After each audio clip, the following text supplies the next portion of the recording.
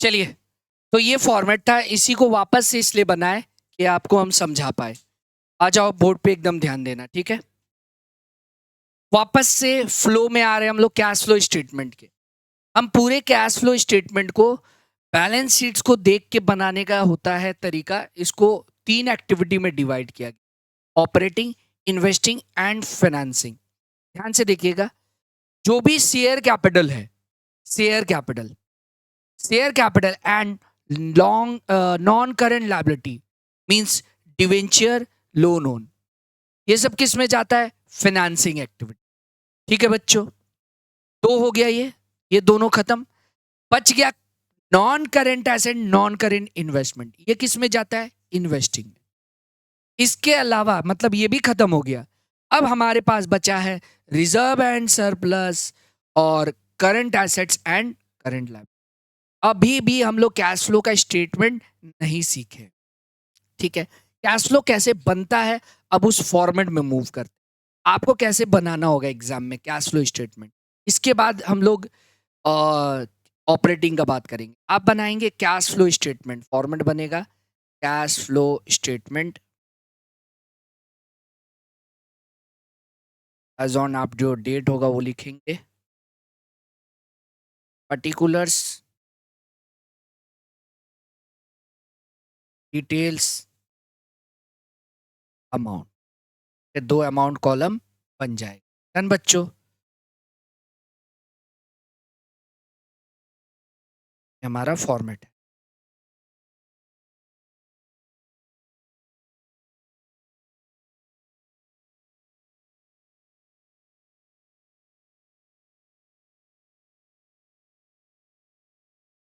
ठीक है, एक एक करके देखिए क्या क्या होगा। सबसे पहले cash flow from operating activity, operating के बच्चों। डन, स्पेस छोड़ दिया, ऑपरेटिंग में क्या जाएगा हम बताएंगे क्या जाएगा। एक स्पेस छोड़ दिया, मेरे को बताना है आपको 2 number. Cash flow from investing activity. Done. अब बताइए इन्वेस्टिंग एक्टिविटी में क्या जाता है, ये तो आपको है ना याद? यस सर याद है। इन्वेस्टिंग एक्टिविटी में क्या क्या जाता है सर? जब भी सेल वेल होगा, एसेट रिड्यूस होगा, fix assets, non current investment reduce होगा तो इनफ्लो है, ठीक है ना, यानी सेल हुआ होगा। तो सेल ऑफ फिक्स एसेट्स या फिर इन्वेस्टमेंट जो भी होगा लॉन्ग टर्म का, अगर वो सेल होके आया तो क्या होगा बच्चों? ऐड। आया ना?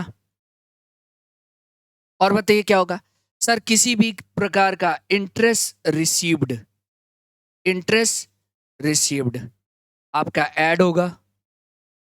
डिविडेंड रिसीव्ड, ठीक है, आप इन्वेस्टमेंट किए तभी तो, रिसीव्ड किए तो ऐड होगा। हाँ या ना? लेस क्या होगा बच्चों? लेस होगा परचेज। जब भी आप परचेज करते हैं तो परचेज ऑफ फिक्स एसेट्स या फिर इन्वेस्टमेंट लेस होगा। सर इंटरेस्ट पेड है, डिविडेंड पेड है, तो वो फाइनेंसिंग एक्टिविटी हुआ। आप कहीं इन्वेस्ट किए तभी इंटरेस्ट मिलेगा। अगर आप इंटरेस्ट पे कर रहे हैं तो इसका मतलब आप फंड रेज किए हैं, यानी वो फाइनेंसिंग एक्टिविटी है। Yes sir no? ये करने के बाद जो अल्टीमेटली आंसर आएगा, इसी को हम लोग बोलते हैं net cash flow from from investing. आई ए लिख दे क्या? क्या आप इन्वेस्टिंग सीख गए इसी फॉर्मेट में? ऑपरेटिंग अभी ब्लैंक रखे हैं हम, ठीक है बच्चों।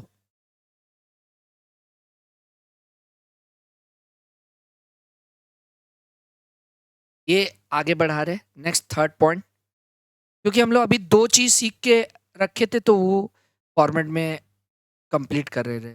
Cash flow from financing activity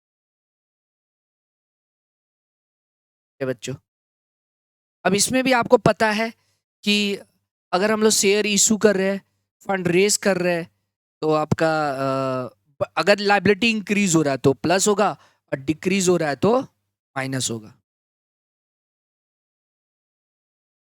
हाँ, तो यहाँ Add कहा में थे कि अगर ऐड क्या करेंगे, अगर इंक्रीज हो रहा है, लायबिलिटी इंक्रीज हो रहा है, तो जैसे issue of share, issue of debenture, या फिर शेयर, शेयर समझ गए ना, इक्विटी हो या फिर प्रेफरेंस हो, इशू कर रहे तो प्लस होगा। और उसके बाद और क्या हो सकता है, लेस क्या होगा सर, अगर रिडम्शन कर रहे हैं, रिडीम कर रहे हैं, या फिर हम लोग बाई बैक कर रहे हैं, बाई बैक कर रहे हैं क्या चीज, ऑफ डिवेंचर, शेयर्स यानी प्रेफरेंस शेयर। और एक बात, जब आप इशू कंसिडर करेंगे तो एडजस्टमेंट किससे रिलेटेड, डिस्काउंट लेस करके कंसिडर करेंगे एंड प्रीमियम को प्लस करके अपडेट करके कंसिडर करेंगे। मतलब अगर डिस्काउंट में इशू हो रहा है तो माइनस करके लेंगे, शेयर तो डिस्काउंट में इशू नहीं होगा, ठीक है। और अगर मतलब इशू हो रहा है, डिस्काउंट में इशू हो रहा है तो लेस करके लेंगे जो परसेंटेज होगा। अब प्रीमियम में हो रहा है तो प्लस करके लेंगे। समझ गए क्या, इसके पीछे वाले सम में किए थे हम लोग। जैसे प्रेफरेंस या 20% पे आप प्रीमियम पे उसको इशू कर रहे हैं, तो क्या हो गया था, 1 लाख का चेंज तो देखे थे हम, क्या बताना चाह रहे हैं सम्स में देखिए। जैसे मान लीजिए आपके यहाँ पे 2 लाख प्रेफरेंस शेयर था, अब हो गया है 3 लाख, तो आप क्या देख रहे हैं, 1 लाख का इंक्रीज हुआ है, लेकिन सम में बोल दिया कि 20% प्रीमियम था, तो 1,20,000 हो जाएगा। यानी आपको वो यहाँ पे ऐड करके लेना है बढ़ा के, अगर डिस्काउंट होगा तो लेस करके लेना है। अब वही चीज बाईबैक में होगा, तो अगर आप प्रीमियम पे बाईबैक कर रहे हैं तो सेम वही चीज ज्यादा पैसा पॉकेट से जाएगा, और डिस्काउंट पे कर रहे हैं तो कम, मतलब वही सेम एडजस्टमेंट है। बस माइनस और प्लस का रूल क्या है, डिस्काउंट के लिए माइनस, वैल्यू में उतना डिस्काउंट। ये पल्ले पड़ रहा है क्या आप लोगों को, अब प्रीमियम को प्लस करके कंसिडर करेंगे, मतलब वो वैल्यू को बढ़ाने घटाने का बात कर रहे हैं। डिस्काउंट होगा तो वैल्यू घट जाएगा जितना डिस्काउंट, प्रीमियम होगा तो वैल्यू बढ़ जाएगा। क्या डाउट है बच्चों किसी को भी इधर, समझ गए, हाँ सर। उसी तरह अगर किसी भी तरह का आप इंटरेस्ट पेड कर रहे हैं, इंटरेस्ट पेड कर रहे हैं, और या फिर डिविडेंड पेड कर रहे हैं, तो ये सब चीज़ें भी माइनस हो जाएंगी, ठीक है। हाँ, जो आएगा इसको फाइनली क्या बोलेंगे, fund, net cash flow from, net cash flow from financing, done बच्चों। अब जाते ऑपरेटिंग, अभी हम बताए नहीं है, आज तो बताना है उसको। मतलब ऑपरेटिंग से भी कुछ आएगा, ये तीनों को जोड़ के जो आएगा, ये तीनों को जोड़ देंगे, प्लस होगा माइनस होगा सब करने के बाद, ठीक है। इसको लिखेंगे हम लोग। ऑपरेटिंग अभी बताया नहीं है, लेकिन हम अभी बता रहे कि अगर प्रॉपर सम्स होता, कंप्लीट सम्स होता, ठीक है, ये अगर पूरा सम्स बनता, छोटा कर दे तो ये सम्स है, फॉर्मेट है, पूरा सम्स बन रहा होता, तो ऑपरेटिंग से जो आया, इन्वेस्टिंग से जो आया, फिनेंसिंग से जो आया, तीनों को जोड़ देंगे, तो उसका आंसर क्या बोलेंगे हम लोग, उसको उसको बोलेंगे नेट कैश और cash equivalent during the total. हम नेट कैश और cash equivalent during the, done बच्चों। अब इसमें ऐड हो जाएगा ओपनिंग कैश और कैश इक्विवेलेंट, ओपनिंग कैश और कैश, समझ में आया क्या सर, ओपनिंग कैश और कैश इक्विवेलेंट नहीं समझे क्या,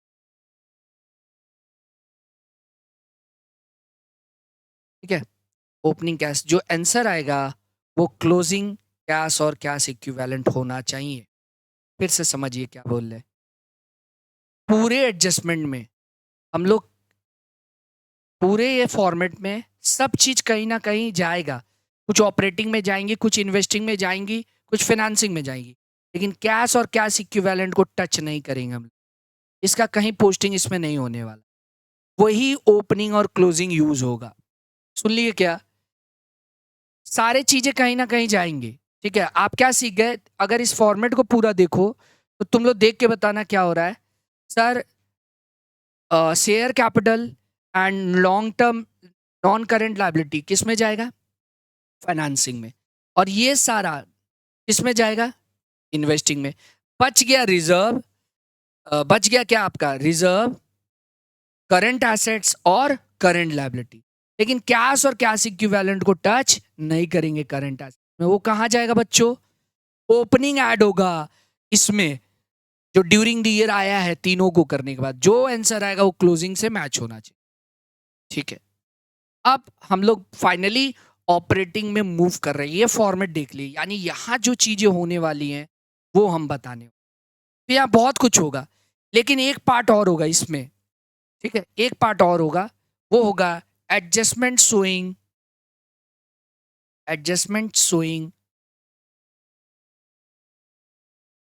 चेंज इन वर्किंग, WC हम पूरा नहीं लिखे, वर्किंग कैपिटल। वर्किंग कैपिटल मतलब क्या होता है?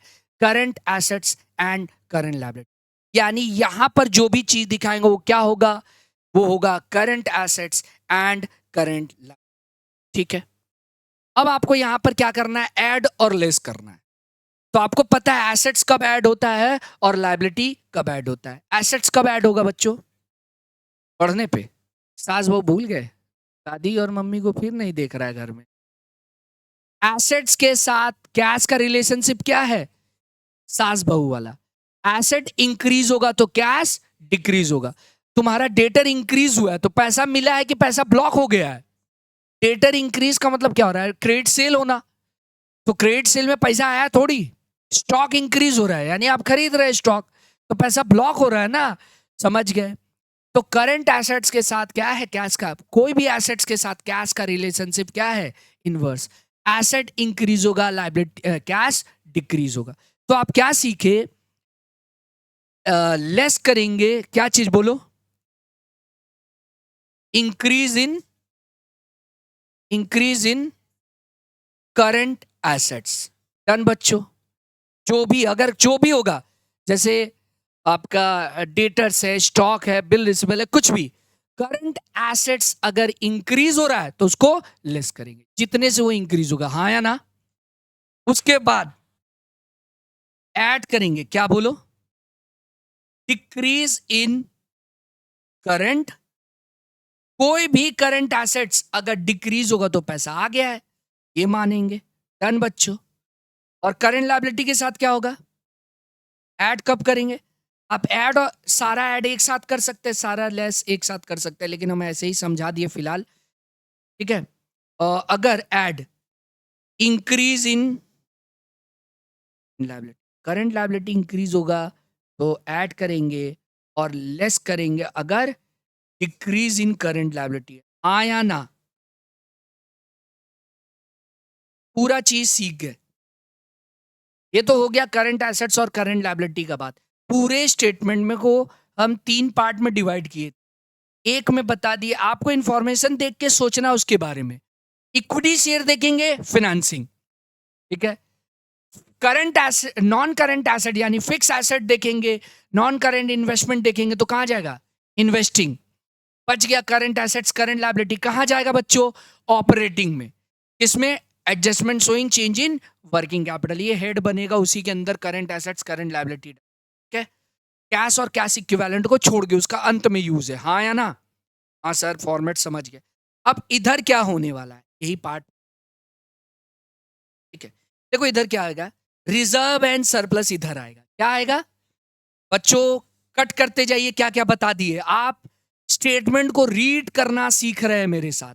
आप जब भी एग्जाम में जाएंगे तो आप क्या करेंगे? इस तरह से देखिए इसको, कि भाई जो भी नॉन करंट लायबिलिटी है, लॉन्ग टर्म लायबिलिटी है, लॉन्ग टर्म लायबिलिटी फाइनेंसिंग में।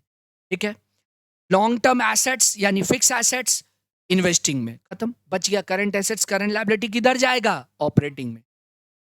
अब बच गया रिजर्व एंड सरप्लस, वही बताना है। ऑपरेटिंग एक्टिविटी का मतलब क्या होता है? ऑपरेटिंग एक्टिविटी का मतलब होता है statement of profit and loss से जो चीजें आई हैं वही तो ऑपरेटिंग है। या फिर आप बोलो ट्रेडिंग एनपीएल।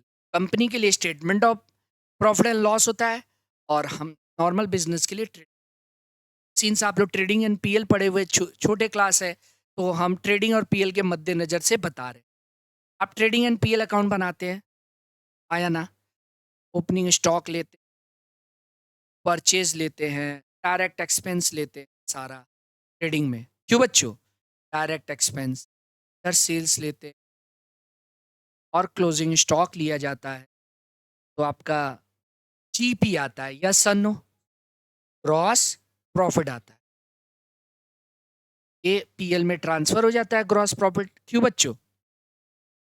आया ना? उसके बाद इधर सारा इनडायरेक्ट एक्सपेंस आता है पीएल में, आया ना? सैलरी, ऑफिस, मतलब ना आप क्या समझे, इधर जाता है डायरेक्ट एक्सपेंस, सब डायरेक्ट एक्सपेंस, और इधर जाता है इनडायरेक्ट एक्सपेंस, जैसे कि ऑफिस एंड एडमिनिस्ट्रेटिव वाला ना, और सेलिंग एक्सपेंस। इसके अलावा नॉन कैश ट्रांजैक्शन भी इधर इन्वॉल्व होता है। नॉन कैश ट्रांजैक्शन बोले तो जैसे कि डेप्रिसिएशन, आया ना बच्चों? Loss on sale of equipment, मतलब फिक्स एसेट्स या इन्वेस्टमेंट, कोई भी एसेट्स को बेचने पे जो लॉस हुआ जाएगा कि नहीं इधर? इधर क्या जाता है सर? इधर इनडायरेक्ट, मतलब नॉन ऑपरेटिंग इनकम जाता है, डायरेक्ट इनकम बोल सकते हैं, जैसे कि that is non non operating income ही इधर जाता है। बोलिए तो जैसे कि सर इंटरेस्ट, डिविडेंड अगर आप रिसीव कर रहे तो इधर खर्चा में नॉन ऑपरेटिंग एक्सपेंस भी होता है ना, तब जाके आपका नेट प्रॉफिट आता है। अब उस नेट प्रॉफिट का सर्टेन अमाउंट रिजर्व में ट्रांसफर करते, फिर जो बच जाता है वो स्टेटमेंट ऑफ पीएल में जाता है, ठीक है ना? यहाँ वाले जो रिजर्व एंड सरप्लस है, ठीक है, फिर से समझिए, आप जो भी नेट प्रॉफिट कमाते, इधर आओ, रिजर्व एंड सरप्लस समझ रहे, बोर्ड पे ध्यान दीजिएगा, एकदम बोर्ड पे ध्यान दीजिएगा। Reserve and surplus previous year, current year तो दिया हुआ, जैसे ध्यान से समझना, हाँ। जनरल रिजर्व, जनरल था 50, हो गया 70। पीएल था 1 लाख, हो गया है 75, ऐसा कुछ। ये जो 20,000 इंक्रीज हुआ है, कहाँ से हुआ है? इस साल का जो नेट प्रॉफिट आया है, जो भी आया होगा उसमें से 20,000 कहाँ गया है? जनरल रिजर्व में। और बाकी ये जो 75,000 है वो किस में गया है? पीएल में। यही ये बता रहा है।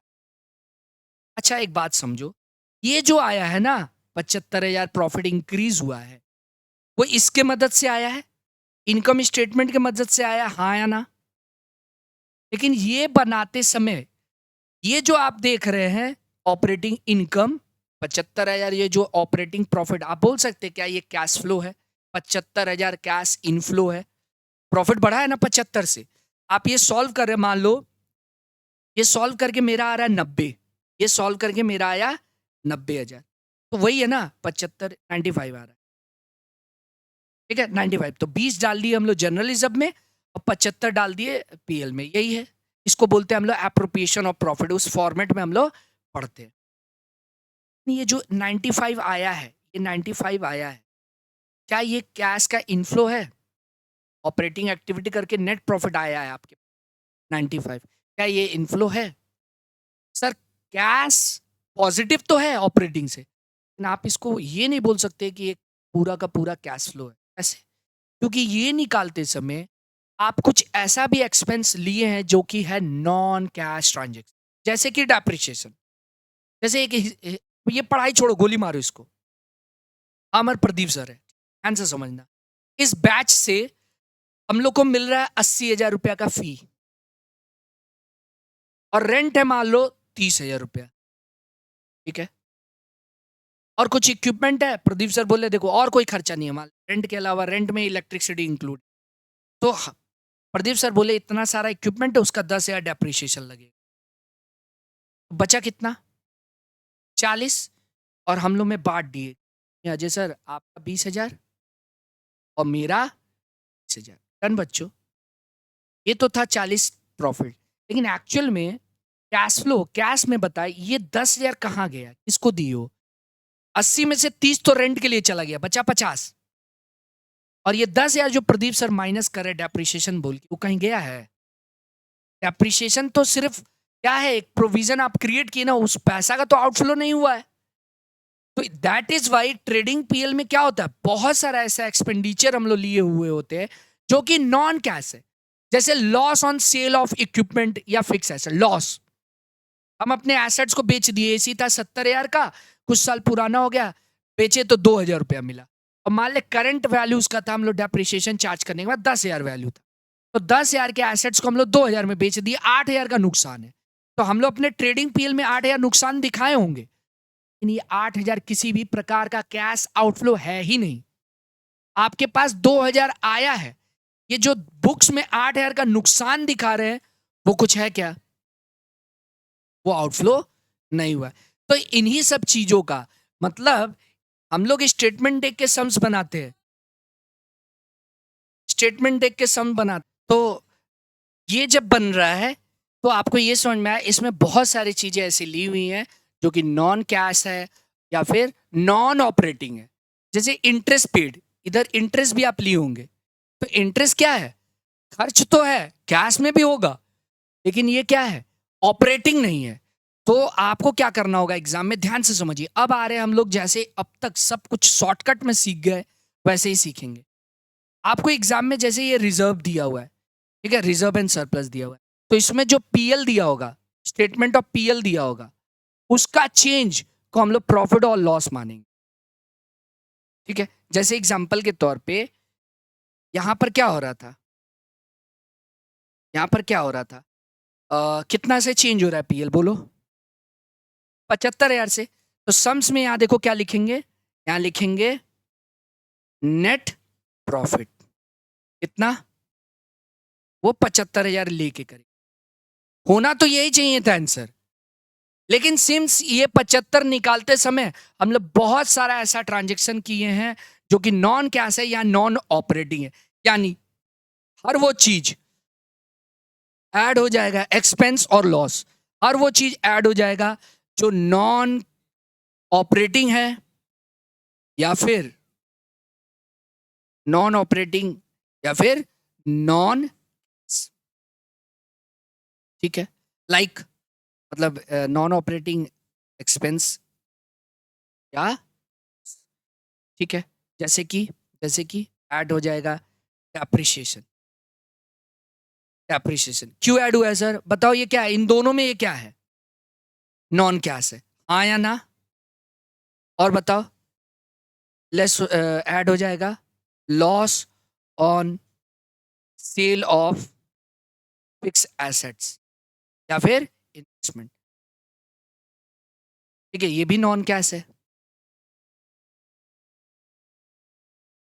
और क्या होगा, add sir interest, interest paid, क्यों बताओ, ये क्या है, नॉन ऑपरेटिंग है, ये फाइनेंसिंग खर्चा है ना बच्चों। और बताओ, डिविडेंड भी ऐड हो जाएगा, डिविडेंड कौन सा, पेड, ठीक है, क्यों, क्योंकि नॉन ऑपरेटिंग है, फाइनेंसिंग। उसी तरह अगर इनकम भी, इंटरेस्ट रिसीव भी दिया होगा तो भी यहां लेस होगा। आप क्या सीखे सर, डिविडेंड पेड फाइनेंसिंग में लेस होगा लेकिन ऑपरेटिंग में ऐड होगा, क्यों, क्योंकि वहां से हटा रहे हैं। आप फिर से समझिए, डिविडेंड या इंटरेस्ट पेड आप लिए होंगे किसमें, अपने ट्रेडिंग पीएल में, यानी statement of profit and loss में लिए होंगे इंटरेस्ट पेड को, ठीक है, तो इसलिए ऐड बैक कर रहे, क्यों ऐड बैक कर रहे, क्योंकि ऑपरेटिंग नहीं है, तो कहां लेस होना चाहिए था, फाइनेंसिंग में। समझ में आ रहा है, तो जो चीज इंटरेस्ट और डिविडेंड, इंटरेस्ट देखो अगर इनकम में लिए तो यहां लेस होगा क्योंकि आप बढ़ गया होगा ना ऑपरेटिंग, फिर से समझिए, इंटरेस्ट रिसीव, इंटरेस्ट रिसीव कहां जाएगा, इन्वेस्टिंग में जाएगा, लेकिन ऑपरेटिंग से लेस हो जाएगा, क्यों, क्योंकि ये नॉन ऑपरेटिंग है, वो बढ़ा के रखा है तो घटाना पड़ेगा। इंपैक्ट को समझ लीजिए नेट प्रॉफिट पे। हम 2 मिनट का पॉज किया, आप पहले समझ लो, कंफ्यूज मत हो, पॉज किए सुन लो। इंटरेस्ट पेड और रिसीव दोनों हो सकता है, पेड और रिसीव दोनों हो सकता है। पहले इसका ट्रीटमेंट बताओ, पेड है तो कहाँ जाएगा? फाइनेंसिंग में। और रिसीव है तो कहाँ जाएगा? और ये दोनों का एक और जगह ट्रीटमेंट होगा, कहाँ बोलो? ऑपरेटिंग में।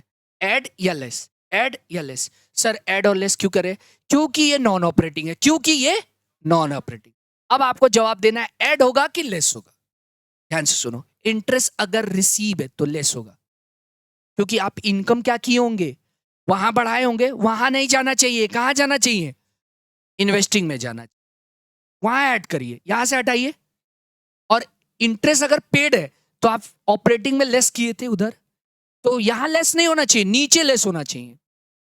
आप ऐसे समझ सकते हैं, इंटरेस्ट रिसीव ऐड होता है, ठीक है ना, ऐड होता है तो लेस होगा, ठीक है।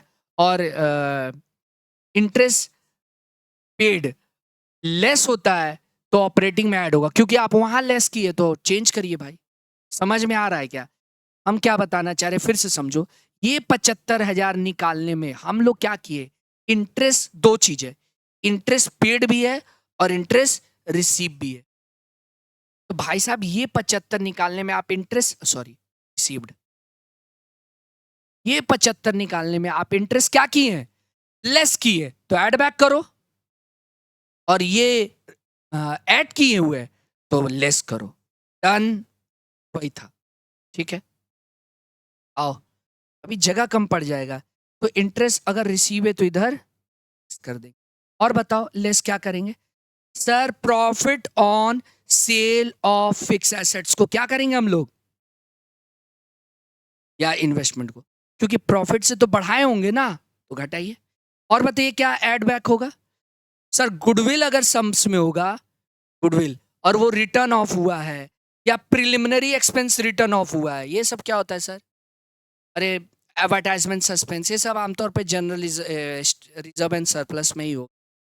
वो जो राइट ऑफ हुआ, राइट ऑफ मतलब जितना आप मिटाए हैं, पहले 80,000 था, अब 75 हो गया, तो 5,000 राइट ऑफ किए, तो ये नॉन कैश ट्रांजेक्शन है ना।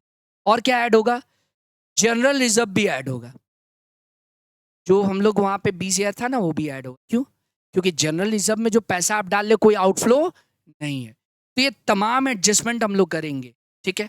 और टैक्स से रिलेटेड लास्ट में जो टैक्स पेड है यहाँ माइनस करेंगे। अभी दो चीज होल्ड पे है, दो चीज होल्ड पे अभी रखे हैं। वो है प्रपोज डिविडेंड, इंटरिम डिविडेंड से related, and provision for tax से रिलेटेड। वो नेक्स्ट क्लास में हम लोग कवर करेंगे। आज ऑपरेटिंग इतना समझे हम लोग, क्या सीखे हैं? अभी सम्स भी करना है। ऑपरेटिंग में फिर से आओ, ऑपरेटिंग में क्या सीखे हम लोग? ऑपरेटिंग में हम लोग ये सीखे कि non cash transaction, non operating transaction को एडजस्ट करना पड़ेगा, किसमें? नेट प्रॉफिट से। यस और नो? हर वो चीज जो नॉन कैश में है वो एड बैक करेंगे, अगर वो लेस हुआ है तो, मतलब एक्सपेंस और लॉस। और इनकम है तो वो क्या करेंगे? लेस करेंगे। डन, ठीक है। और करंट एसेट्स और करंट लायबिलिटी का एडजस्टमेंट क्या है? करंट एसेट इंक्रीज होगा तो लेस करेंगे, करंट एसेट डिक्रीज होगा तो ऐड करेंगे। करंट लायबिलिटी इंक्रीज होगा तो ऐड करेंगे, डिक्रीज होगा तो लेस करेंगे। सर सम्स कराइए, चलिए इसमें आते हैं। इतने से आ जाओ, इधर आओ। ये रहा सम्स, 3 नंबर क्वेश्चन, ठीक है। छोटा सवाल है, आपको कंप्यूट करना है cash from operating activity. Board पे देखो साथ साथ, calculate cash from operating activity. आपको कुछ इंफॉर्मेशन दिया हुआ है, बोर्ड पे ध्यान दीजिएगा। Net profit during the year 25,000 है, आफ्टर कंसिडरिंग फॉलोइंग आइटम। यानी ये सब आइटम कंसिडर करने के बाद नेट प्रॉफिट दिया हुआ। नेट प्रॉफिट कितना दिया हुआ है? अब तुमको पता होना चाहिए ऐड और लेस। डेप्रिसिएशन भाई नॉन कैश ट्रांजेक्शन है, ऐड हो जाएगा, आया ना। अरे इससे पैसा का कोई आउटफ्लो नहीं हुआ है, तो 2,000 इसमें ऐड होगा। प्रॉफिट लेस होगा, 6,000 है, तो सॉरी, एंड प्रॉफिट लेस होगा। क्यों? क्योंकि ये प्रॉफिट कुछ आया नहीं है, कैश फॉर्म में नहीं है, तो ये 2,000 लेस होगा। और ट्रांसफर टू रिजर्व, ये भी किसी भी प्रकार का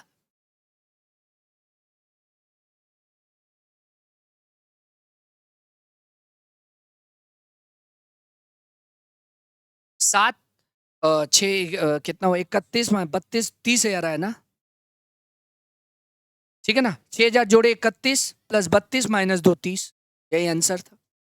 इधर देखो एक और सम्स आपको दिया है, ऑपरेटिंग प्रॉफिट दे दिया, खुद ही दे दिया ऑपरेटिंग प्रॉफिट, ठीक है। करंट लायबिलिटी में इंक्रीज हुआ है तो ये क्या होना चाहिए, क्रेडिटर में इंक्रीज है तो क्या होगा ये, ऐड या लेस, ऐड। लायबिलिटी इंक्रीज होने पे ऐड, लायबिलिटी के साथ कैश का कितनी बार बताना पड़ेगा। स्टॉक डिक्रीज हुआ है, करंट एसेट डिक्रीज हुआ है, ऐड होगा। डेटर इंक्रीज हुआ है, लेस होगा, आंसर आ जाएगा। कर लीजिए 45,000 में 4 49 प्लस 2 51 माइनस 1 50 आंसर होगा। दोनों का आंसर देख लीजिए, एक का 30 आ रहा है, एक का 50 आ रहा है। देखो